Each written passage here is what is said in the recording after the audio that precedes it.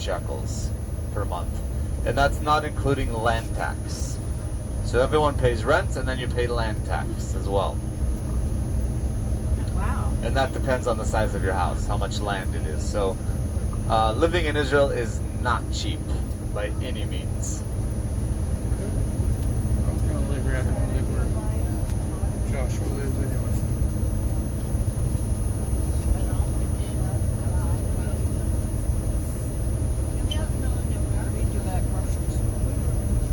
And then we do that.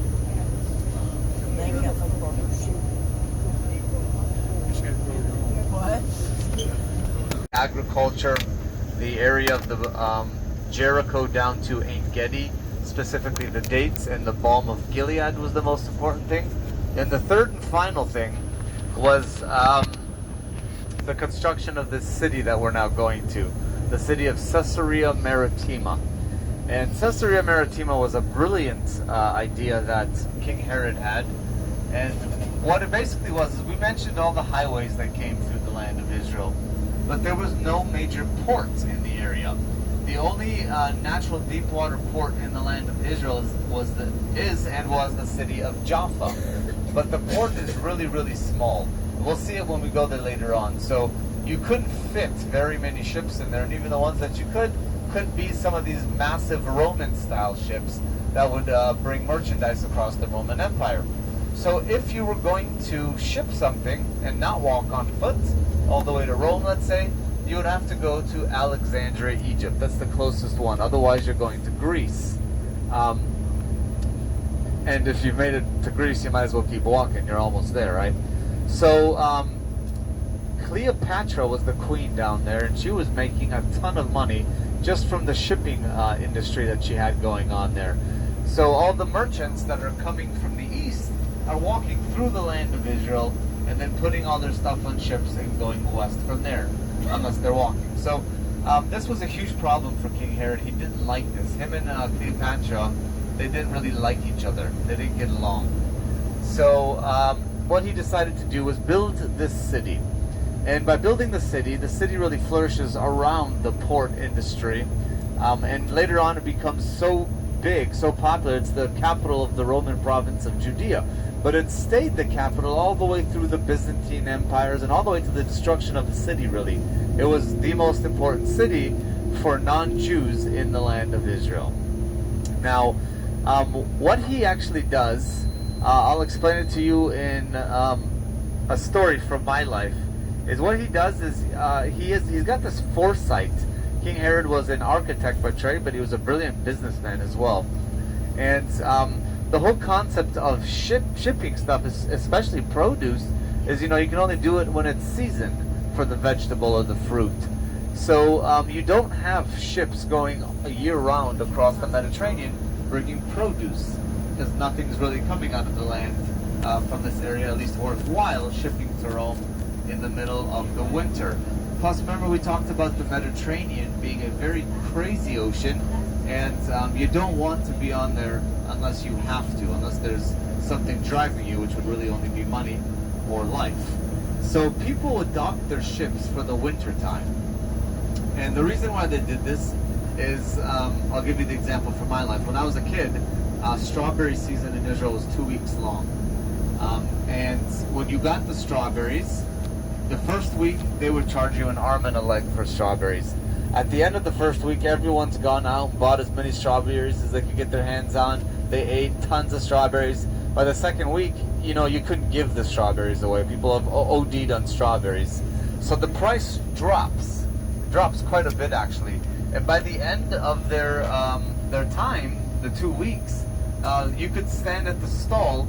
I'm going to stop the story really quick, guys. If you look to the left, just behind this construction, there's the remains of a Crusader fortress. But if you can't see that, just look at the little hill, the little mound over there. This place is called Tel Afek. Tel Afek. And also called Rosh Ha'ain. Rosh Ha'ain, which means the head of the spring. And this was a very important spot, and we'll come back to that after my story, because it actually goes hand in hand with the story. So basically, you can wait at the stall, and I used to do this as a kid. My parents would give me 5 shekels and I'd go to the market, and these guys are screaming, 10 shekel strawberries, 10 shekels, and if you wait there at the end of the day, as the stall gets closer to closing time, the price drops. So I would walk out, I'd pay 5 shekels at the end of the day, right before the stall closed, for an entire kg of strawberries. And I walked out and I had strawberries, for the rest of the day, today and tomorrow, as a little child. So the concept is the first person to bring the produce to the market is going to make all the money off of that. Later on, everyone's going to flood the market with this produce, and they can't give it away. So this is what King Herod knew about the trade in the ancient world, and he would charge the people in the shipping industry a ton of money to dock their ships in the port, so that when things become ripe here in the land of Israel or further east, they would bring their merchandise here instead of Egypt, load it on the boats, and they would take it straight to wherever they're going, Rome, Greece, wherever their marketplaces were, and they would make up that money that they lost on the ports and the rents at the ports here in the market in Europe somewhere. So it was a very lucrative business.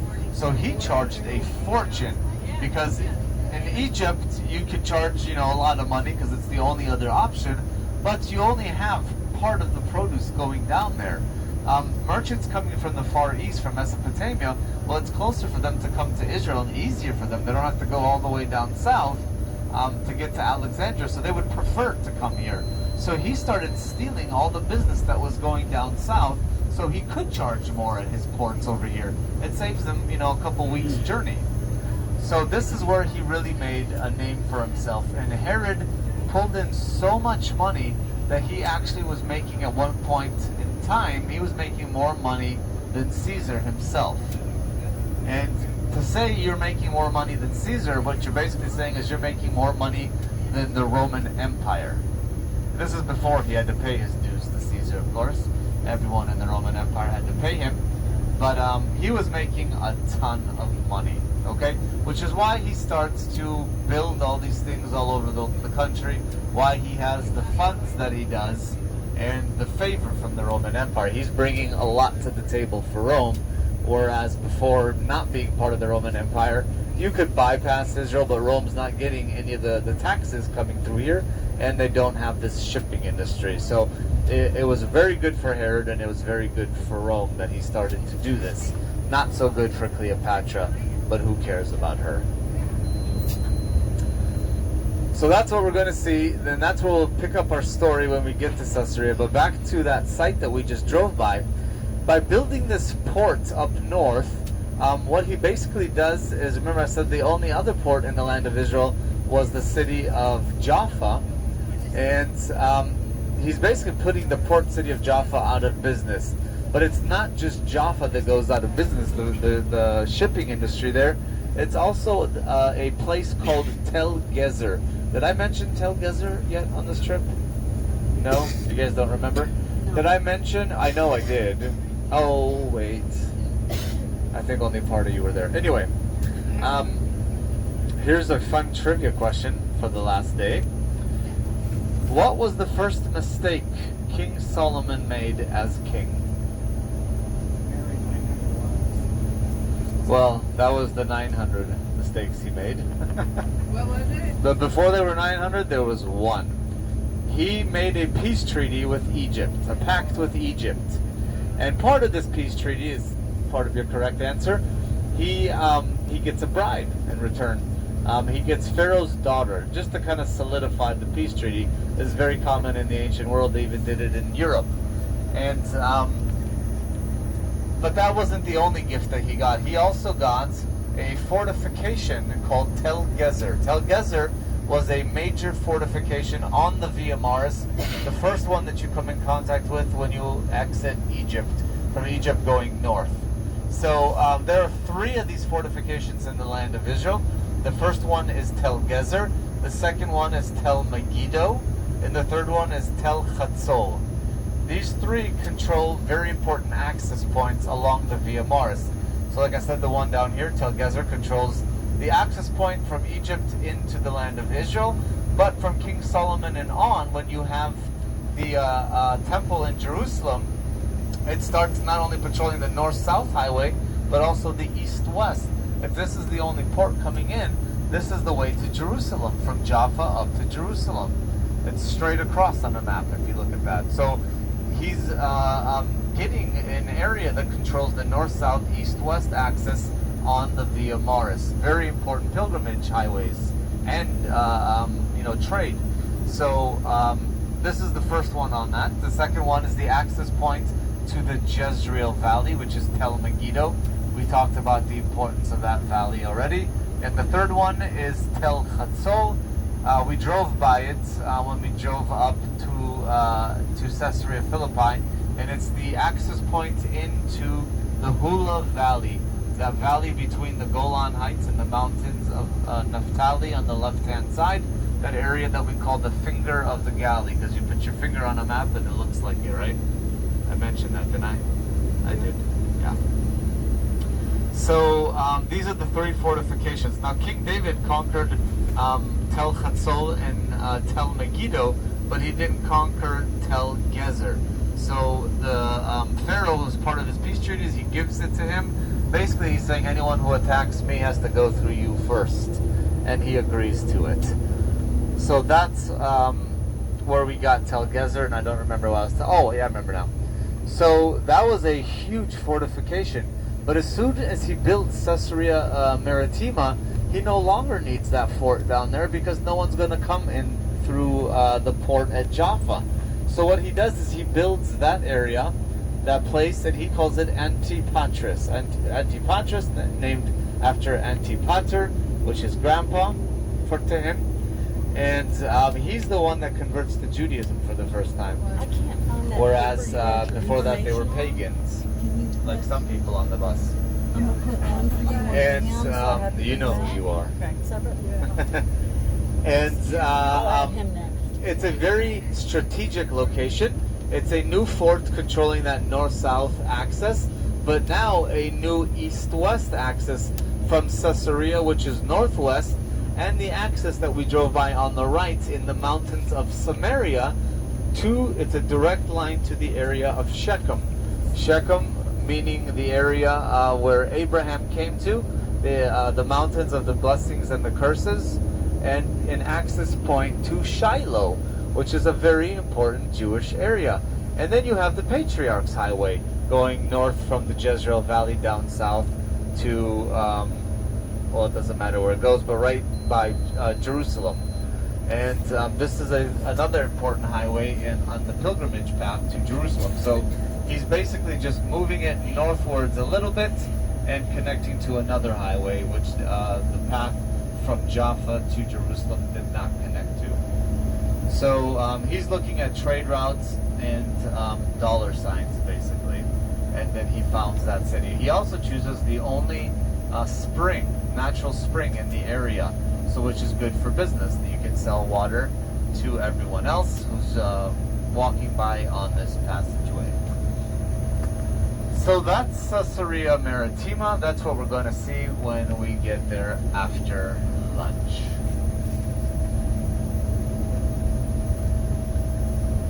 I would also like to continue to recommend that you guys drink an extra amount of water today, because we're going to be out in the sun all day long, but also for tonight, it'll help you travel better and reach your final destination, aka home, in a not so dehydrated state.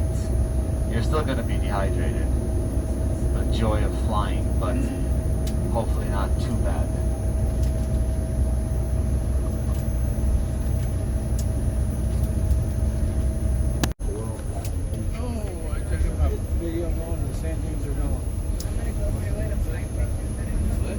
This looks familiar. Oh, we're here.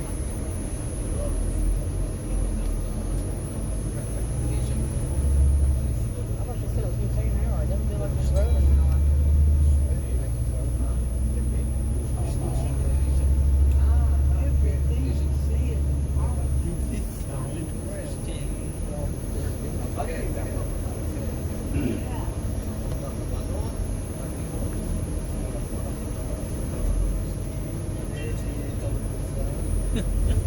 It's like a casino back here.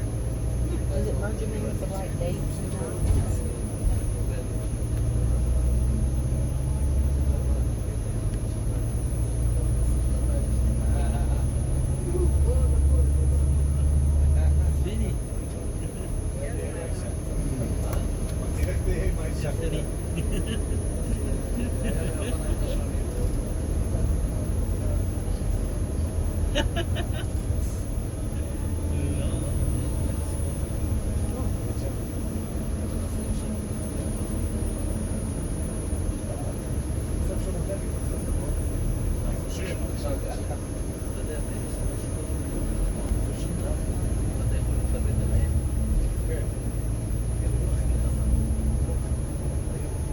The ocean is right over there. That's how those trees in whatever that I think we're on. Where's the obelisk? Ocean-related sand dunes here. Obelisk? Okay, guys, welcome to Caesarea. Caesarea today is the playground of the rich. Remember we said everyone in Israel lives in apartment buildings. Well, in Caesarea you won't find apartment buildings. They're all houses. So yes, this is, you guys know Benjamin Netanyahu? So he lives here. His personal house is here.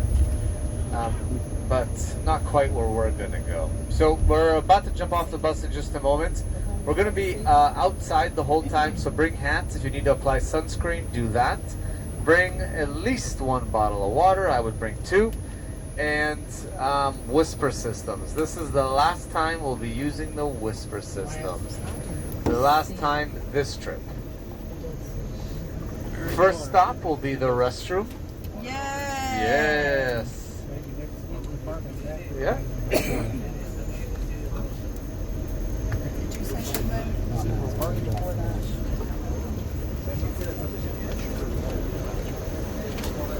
You gonna say anything else? I guess not.